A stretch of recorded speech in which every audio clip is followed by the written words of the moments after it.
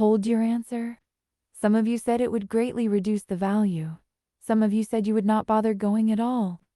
And a few of you, a very few, noticed the question you were actually answering. Not, would the vacation be enjoyable? But, would it matter? A man told Kahneman about a wonderful experience. He had been listening to a long symphony on a recording. The music was glorious. 20 minutes of it. 30. The performance was extraordinary, and then, near the very end, a hideous scratching sound. The man said it ruined the whole experience. But it had not. The experience was almost entirely good. 20 minutes of glorious music, lived and felt. What was destroyed was not the experience. It was the memory of the experience. And the man could not tell them apart. She chose. That much we know.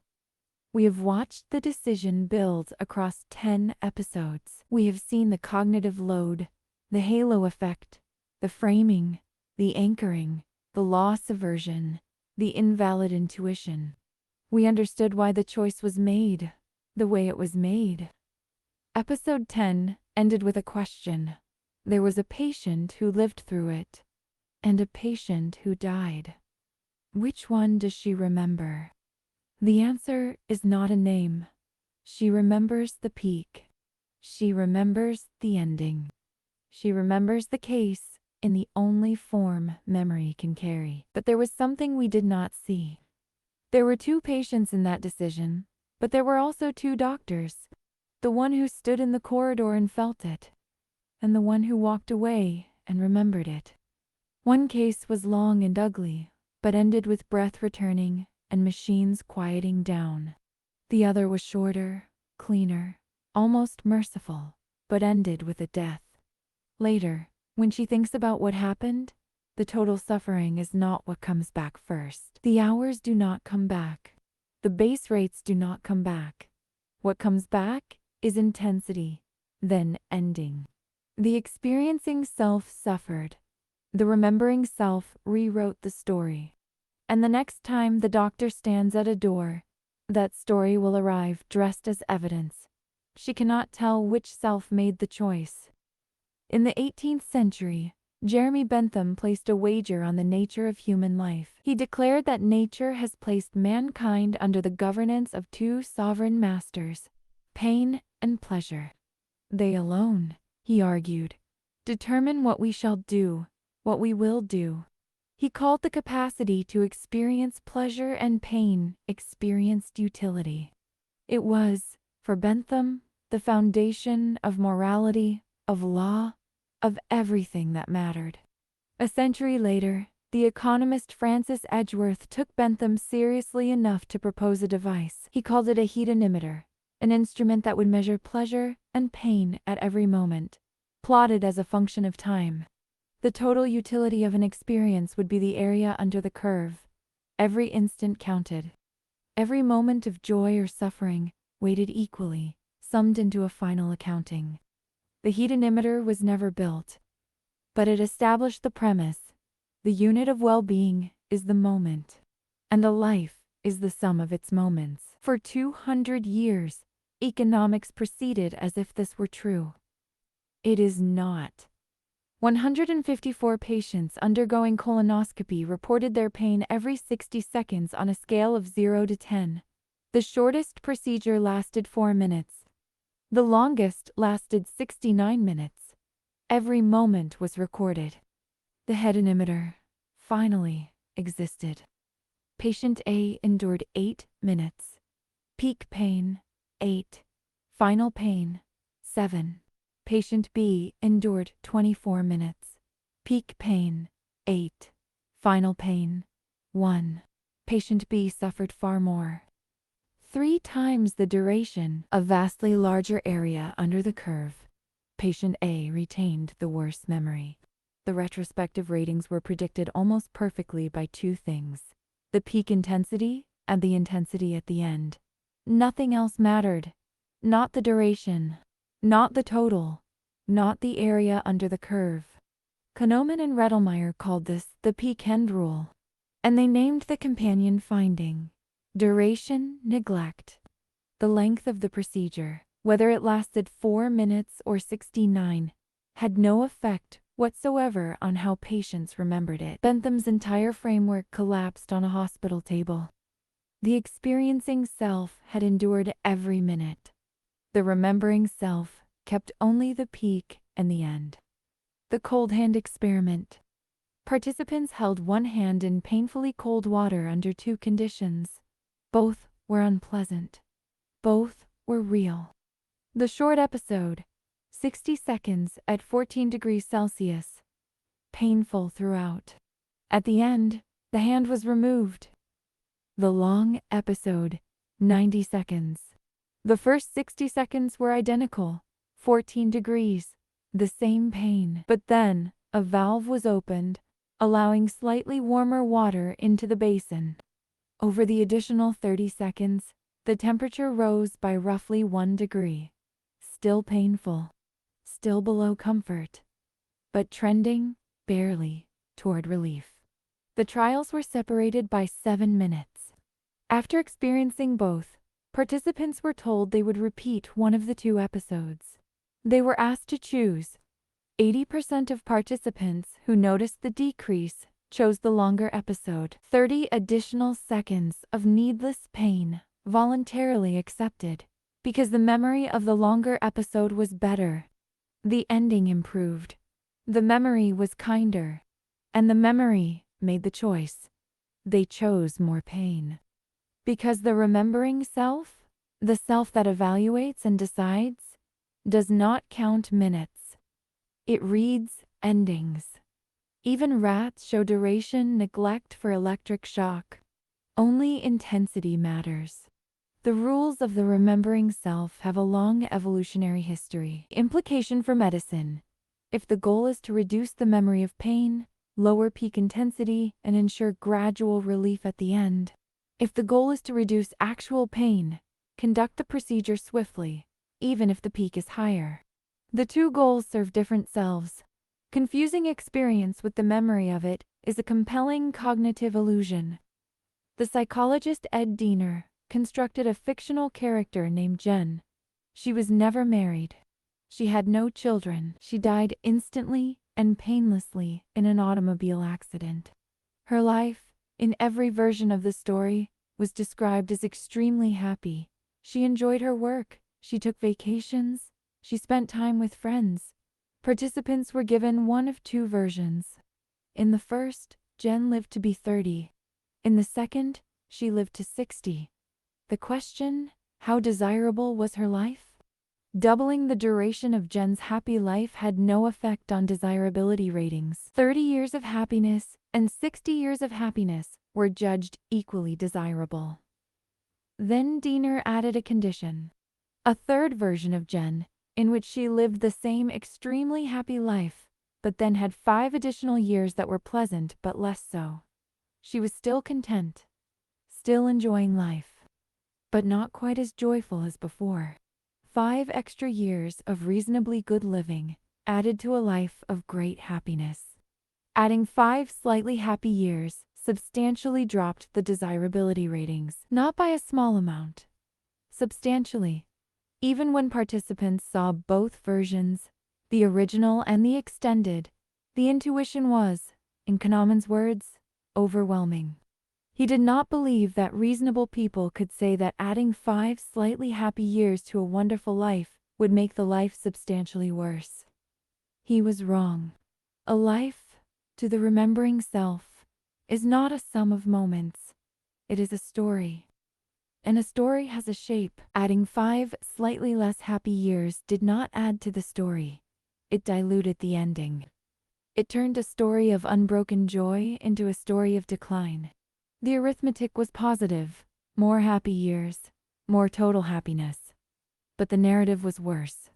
A story is about significant events and memorable moments, not about time passing. Duration neglect is normal in a story. And the remembering self is a storyteller.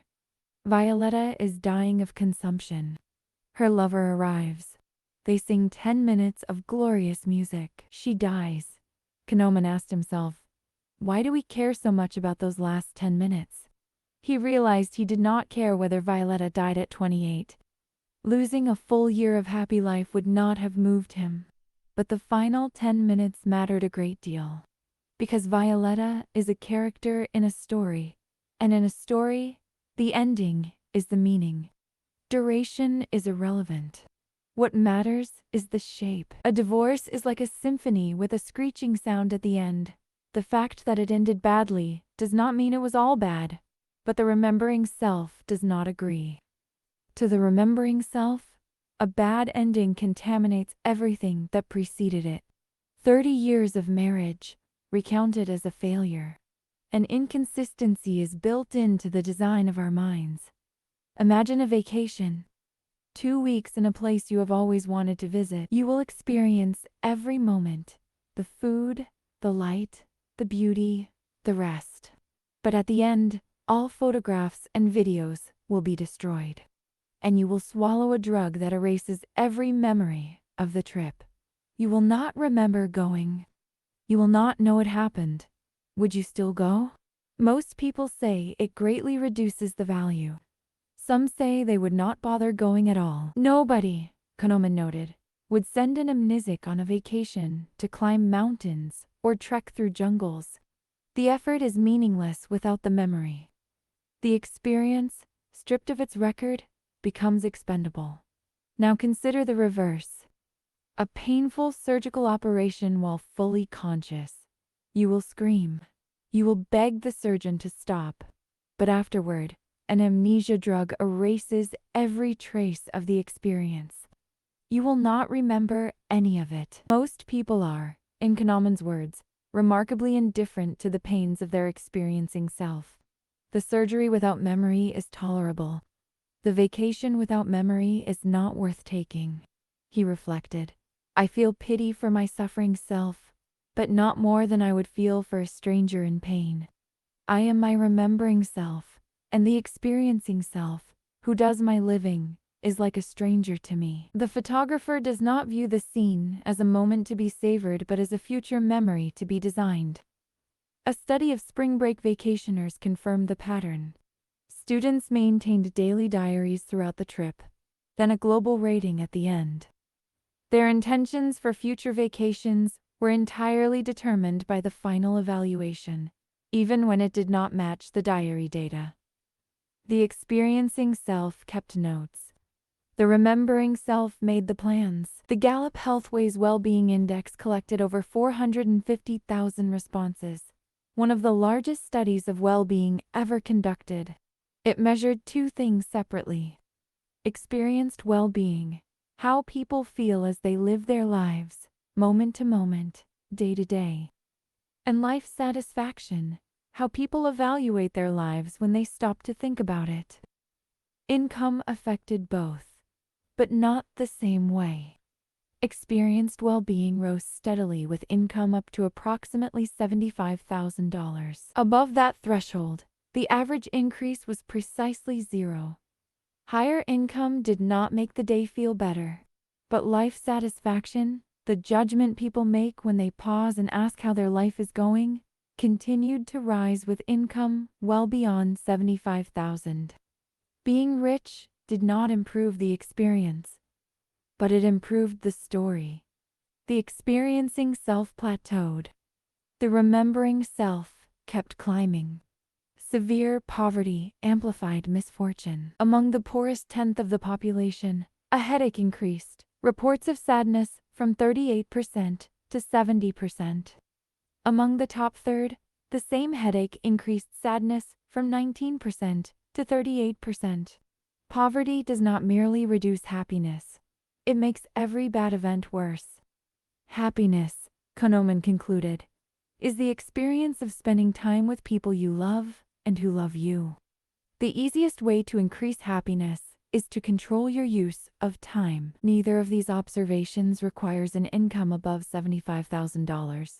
Students at major state universities in California and the Midwest were asked about their overall life satisfaction. They were also asked how satisfied they believed students in the other region were. There was no difference in reported life satisfaction between Californians and Midwesterners. None. But both groups, including the Californians themselves, believed that Californians were happier. The climate was better in California. But climate is not what determines life satisfaction. When asked about happiness, however, everyone thought of weather. Because weather is the salient difference. And when you think about a difference, you overweight it. Nothing in life is as important as you think it is when you are thinking about it. Kahneman called this the focusing illusion. When you think about any single factor in your life, your income, your health, your climate, your marriage, you exaggerate its importance. Because the act of thinking about it makes it salient, and salience is the raw material of judgment. Norbert Schwartz demonstrated this with a dime. Students who found a dime on a photocopying machine, placed there by the experimenter, reported markedly higher satisfaction with their life as a whole. A dime. Their entire life. The dime was on their mind. And what is on your mind, when you are asked about your life, becomes your answer. Studies of colostomy patients found no difference in experienced happiness compared to the healthy population. Their moment-to-moment emotions, the data from experience sampling, the actual texture of daily life, were indistinguishable from those of people without colostomies. But when asked to evaluate their condition, when asked to think about it, they reported that they would trade years of their life to reverse the surgery. Years of a life that was, by every experiential measure, as happy as anyone else's. The remembering self is subject to a massive focusing illusion. When you think about living with a colostomy, you think about the colostomy. You do not think about the other 23 hours of the day in which you are not thinking about it. The colostomy dominates the evaluation because the evaluation directs attention to it, but it does not dominate the experience. Because in the experience, you are mostly thinking about other things.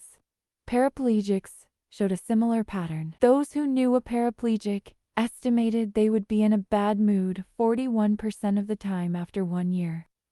Those who did not know one estimated 68%. The actual data showed that paraplegics were in a fairly good mood more than half the time, as early as 1 month after the accident. Paraplegia is not one of the exceptions to adaptation. But people believe it is, because when they think about paraplegia, they can think of nothing else. How much pleasure do you get from your car? You answered a different question. How much pleasure from your car when you think about it? You rarely think about the car while driving. The car is a frame, not an experience. German panel data tracked couples through the years surrounding marriage. Life satisfaction peaked at the wedding and declined steeply back to baseline. Not because the marriage worsened, because the marriage stopped being salient. The marriage did not change. The attention did. Day reconstruction methods studies asked 1,000 American women to relive their previous day as a series of episodes, like scenes in a film. The results were compiled into a U-index, the percentage of time spent in an unpleasant state. For American women, 19%. For French women, 16%. For Danish women, 14%. The biggest surprise was about children. Time spent on childcare was rated as slightly less enjoyable than time spent on housework. The commute scored highest on the unpleasantness index at 29%. Sex scored lowest at 5%. The findings were not about whether people loved their children. They did. The findings were about moment-to-moment experience. And moment-to-moment, children are demanding, exhausting, and frequently unpleasant, no matter how much the remembering self cherishes them. The word Kahneman borrowed from Daniel Gilbert and Timothy Wilson was miswanting. Bad choices that arise from errors of effective forecasting, predicting what will make you happy and being wrong. This word, Kahneman wrote, deserves to be in everyday language, because the remembering self is the one doing the predicting, and the experiencing self is the one who has to live with the prediction. Nothing in life is as important as you think it is when you are thinking about it. The mind is good with stories, but it does not appear to be well designed for the processing of time. Return to the hospital. She experienced the decision. She stood in the corridor and felt the weight of it. The exhaustion, the fear, the adrenaline, the fluorescent hum of a place that never sleeps. That was real. That happened. Every second of it lived. And then she walked away. And the remembering self took over. It selected the peak, the moment of greatest intensity. It selected the end, the outcome. It discarded the duration. It shaped what happened into a story. And the story is what she carries. The experiencing self cannot speak. It has no voice. It does not get to testify. The remembering self tells the story, evaluates the life, and makes the next decision. The experiencing self, who does the living, is like a stranger. The patient who lived through it and the patient who died, both were experienced. Both were real. But the doctor will carry only the story, the peak and the end. The rest, the hours, the minutes, the 60-second intervals of pain or hope will be duration elected. They will not factor into the next decision. They never do. This is how the future bends. Not toward the full record. Not toward the sum of suffering and relief. Toward the case with the memorable peak. Toward the ending that can be told. She cannot tell which self made the choice. Because she has never known there were two. You have been watching. You remember the peaks and the endings. You have duration neglected the rest. 11 episodes. You remember the bat and ball problem. You remember the gorilla. You remember the Israeli judges and the dime on the machine and the cold hand in the scratch on the symphony. You remember the moments that surprised you. You do not remember the transitions. You do not remember the pauses. You do not remember the minutes between the experiments. Your remembering self has been editing the series, selecting the peaks, weighting the endings, discarding the duration, exactly as it edits your life. You've been watching this series the way you watch your own life. And you did not notice